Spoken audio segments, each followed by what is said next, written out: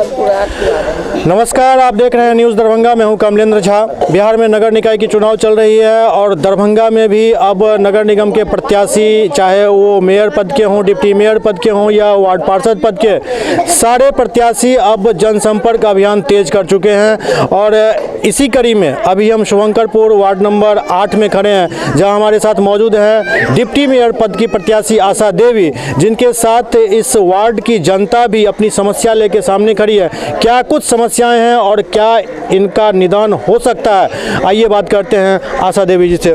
Madam, सबसे पहले तो आपका बहुत बहुत स्वागत है। समस्या देख रही हैं आप, जल जमाव कैसे जी रहे हैं यहाँ पर। आप यदि डिप्टी मेयर बनती हैं जी, तो क्या कुछ करवाएंगी क्षेत्र की जनता के लिए? सबसे पहले तो जल जमाव को हम दूर करेंगे। ये गंदगी इतनी फैले, इससे बीमारी भी हो सकती है, इस पर डेंगू भी हो सकता है बच्चों के लिए। चलने में बहुत ही लोगों को परेशानी हो रही है। यहाँ पर हम आए हैं तो ये लोग बहुत सारा बोलने लगी कि यह गंदगी है, 2 साल से हम लोग झेल रहे हैं। यहाँ का वार्ड कमिश्नर भी कुछ सुनवाई नहीं करता है। तो जैसे हम जीतेंगे इसका समाधान करेंगे, इन लोग का हर समस्या का दूर करेंगे, इन लोग का साथ हमेशा देंगे। आप महिला हैं, महिलाओं का दुख दर्द आपके सामने आ रहा है। महिला ही के दुख दर्द समझती है, और जो गरीबी से उठता है वही गरीबी के बारे में भी सोचता है कि गरीबी में क्या परिस्थिति होती है, वो हम महसूस करते हैं, वो हम झेल चुके हैं। इसलिए इन लोगों की बात हम सुनते हैं, समझ रहे हैं ये लोग क्या बीत रहा है इनको लोग के ऊपर में। अंगना से निकले हैं मोरी में गिर। इसके अलावा भी जैसे पीने के पानी की समस्या है, वो पानी की दिक्कतें हैं तो पानी की व्यवस्था की जाएगी, नालों की सफाई होगी। वृद्धा पेंशन जो नहीं मिल रही है वो वृद्धा पेंशन हम दिलवाएंगे। बच्चों को पढ़ाई लिखाई में दिक्कतें होती है, उसे हम सहयोग करूँगी। कुछ ऐसे वृद्ध हैं जिनका पेंशन पहले मिलता था, लेकिन वो KYC के कारण उनका कोई, किसी का आधार में गड़बड़ी है, किसी का कुछ मोबाइल नंबर गड़बड़ा है, तो वैसे लोगों का अभी तक नहीं हो पाया। तो उनके लिए मतलब कुछ आप करवाएंगे? इन लोगों का कंप्लेन है कि 5 महीने से वृद्धा पेंशन नहीं मिलता है। वो वृद्धा पेंशन मिलता था तो उससे मैं अपना चाय पानी पीती थी, सरफ सब मिलाती थी, मुझे बहुत दिक्कतें हो गई हैं। तो हम लोग ठीक है, आप हम लोग को वोट दीजिए अपना, हम आप लोग का वृद्धा पेंशन चालू करवाएंगे।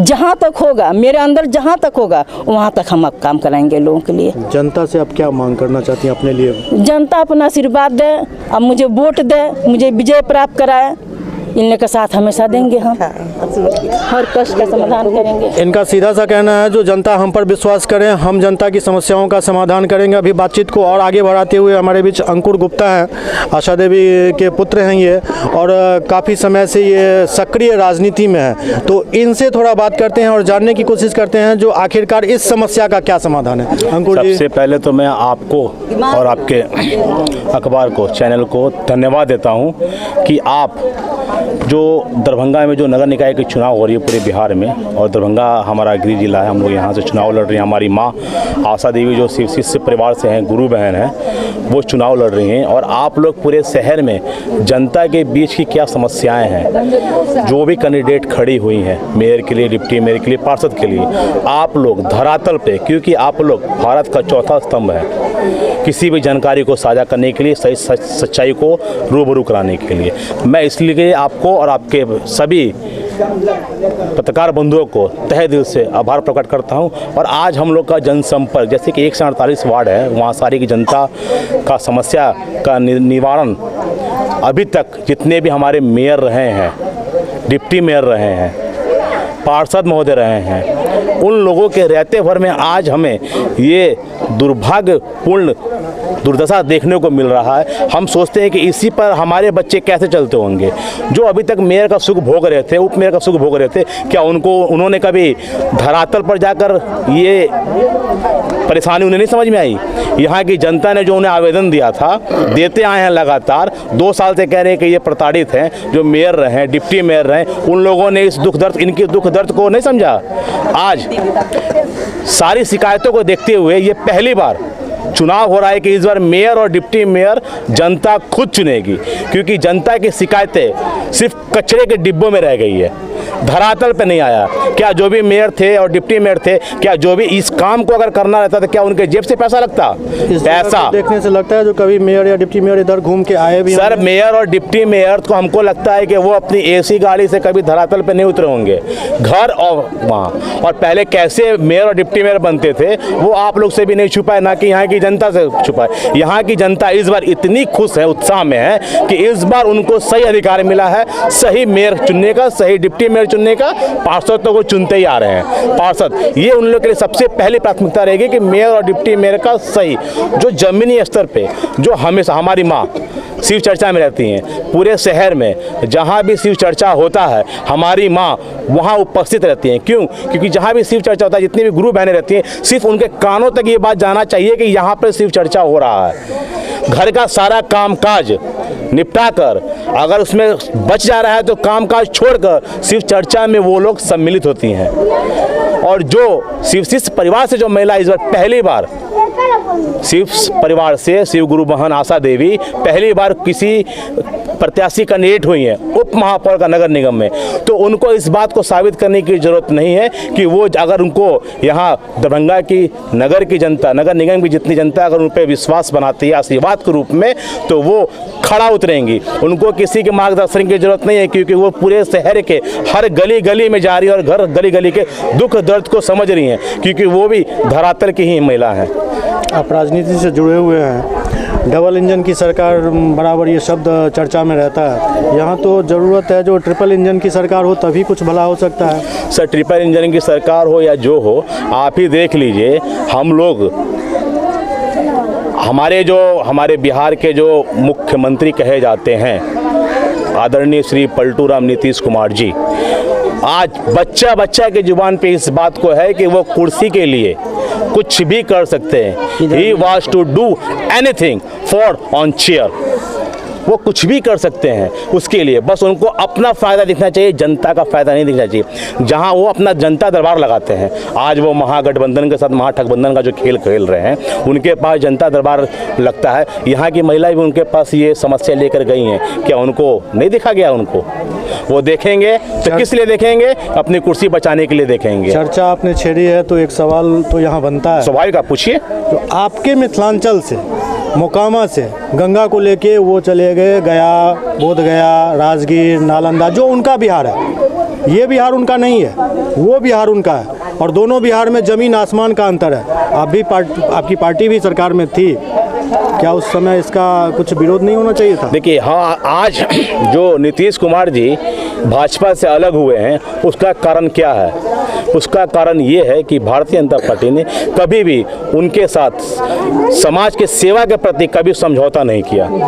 उन्होंने जो बातें रखी उसका हमेशा पार्टी ने विरोध किया। क्यों? क्योंकि उन्हें चाहिए सिर्फ शहर का विकास। आज देश के सबसे प्रधानमंत्री गरीबों के मसीहा बने हुए हैं। एक प्रधानमंत्री पहले भी रह चुके हैं। जो हम लोग के पोलियो का ड्रॉप होता है वो विदेशों में बनता है, और सबसे पहले वो विदेश की जनता के जो उनके वहाँ रहते हैं उनको वो पोलियो ड्रॉप बच्चों को पड़ता था। उसके बाद वो विदेश में ही दूसरे जगह भेजते थे। उसके बाद अगर कुछ बचता था तो हमारे प्रधानमंत्री मनमोहन सिंह जी ऐसे खड़े रहते थे कि हमें भी दे दीजिए, हमें भी अपने भारत के लिए पोलियो ड्रॉप चाहिए। जब सब जगह से बच जाता था तो उनको मिलता था। आज देख लीजिए, कोरोना ऐसी इतनी महामारी हमारे पूरे भारत में आई, विकराल रूप से आई, उस पर सिर्फ और सिर्फ एक टांग पर खड़ा कौन रहा? हमारा नरेंद्र मोदी जी। उन्होंने वैक्सीन बनाई, हमारे पूरे भारत में फ्री ऑफ कॉस्ट घर घर वैक्सीन पहुंचा, वैक्सीन लगा, और उन्होंने ऐसा निर्माण किया कि विदेश के लोग, जहां कल भारत हाथ पसारता था, आज वो समय ऐसा ला दिया उन्होंने कि विदेश के लोग हमारे भारत में प्रधानमंत्री के सामने हाथ फैला रहे थे कि हमें भी वैक्सीन वहां उपलब्ध करवाई जाए। तो ये हमारे लिए इससे गर्व की बात क्या होगी? मतलब सीधी सी बात है, जो अब निकाय चुनाव में भी मोदी जी की एंट्री हो चुकी है। एंट्री नहीं हो चुकी है, उन्होंने जो राशन फ्री किया, मुफ्त किया, लोग उन्होंने अनाज जो मुफ्त किया था वो लोग नहीं भूल सकते हैं।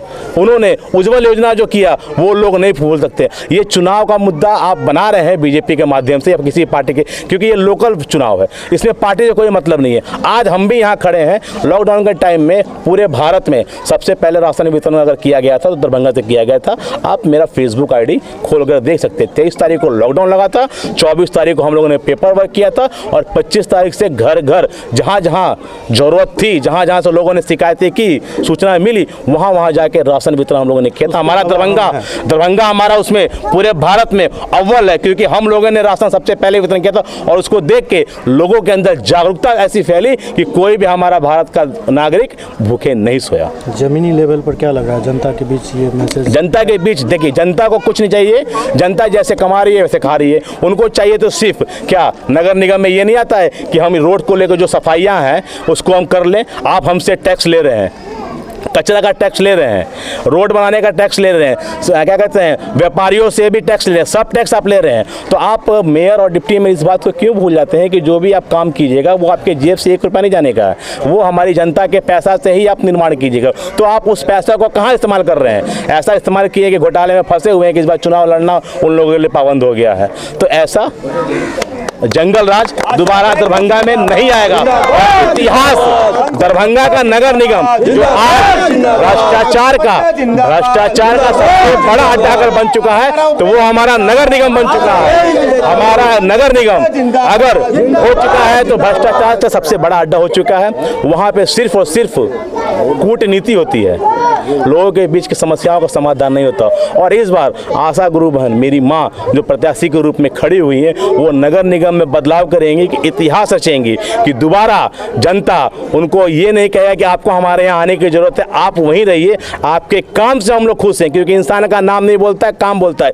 एक अवसर मिलेगा वो काम करके दिखाएंगे कि जनता खुद उनके लिए प्रचार में लगे रहेंगे। जिस तरह भी लगे हैं कि हम लोग के मोहल्ला में आने की जरूरत नहीं है, हम लोग का मोहल्ला सुख संपन्न है, आप निश्चिंत रहिए। जैसे वार्ड नंबर 47 निर्विरोध होता है पार्षद, दरभंगा नगर निगम उप मेयर आशा गुरु बहन हमेशा निर्विरोध ही रहेंगी। इस बात का मैं चैलेंज करके जाता हूँ। बहुत बहुत शुभकामनाएं और न्यूज़ दरभंगा से बात करने के लिए बहुत धन्यवाद आपका। तो अभी हमारे बीच ये थे आशा गुरु, जिनको आशा देवी के नाम से प्रत्याशी के रूप में अभी लोग देख रहे हैं। और किस जगह ये खड़ी हैं वो हमने अभी दिखाया आपको। सीधी सी बात है, जो विकास करने वाले ही वोट के हकदार होंगे। जनता जाग चुकी है, अब देखना ये है जो कौन कितना विकास करते हैं और आगे क्या रिजल्ट आता है। लेकिन इतना बहुत साफ है जो जनता जाग चुकी है। न्यूज़ दरभंगा के लिए कमलेंद्र झा, शुभंकरपुर, दरभंगा।